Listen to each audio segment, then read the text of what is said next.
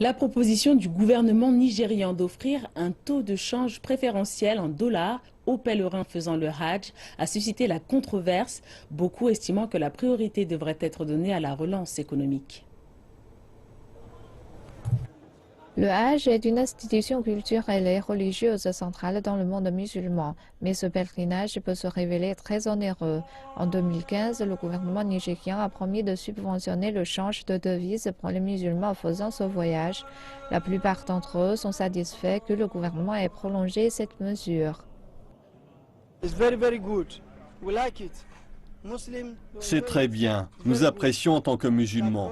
C'est très bien que le gouvernement prenne en compte ceux qui font le Hajj jusqu'à les aider financièrement ou en rendant les dollars disponibles pour ceux qui font le Hajj.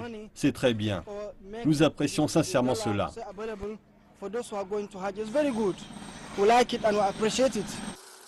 L'allocation de voyage basique a été réduite de 4 000 à 1 000 $. Les agents de voyage estiment que le taux de change a eu des conséquences négatives sur les voyages à destination de l'Arabie saoudite.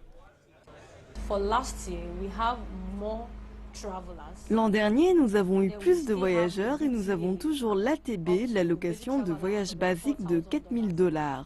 Mais aujourd'hui, avec le changement de règles qui n'est pas encore entré en vigueur, on voit moins de voyageurs et puis l'ATB a été réduit à 1 000 $, ce qui n'est pas bien. L'économie étant au bord de la récession, certaines économiques jugent que ces mesures devraient être supprimées.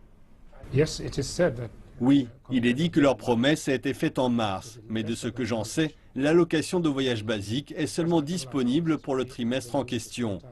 Donc si leur promesse a été faite en mars, c'était seulement disponible pour le premier trimestre de cette année. Vous ne pouvez avoir une politique de prix au premier trimestre et l'appliquer au troisième trimestre. D'après moi, cet argument n'est pas valable. Bonnes ou mauvaises, ces mesures permettront à plus de musulmans de se rendre à la Mecque.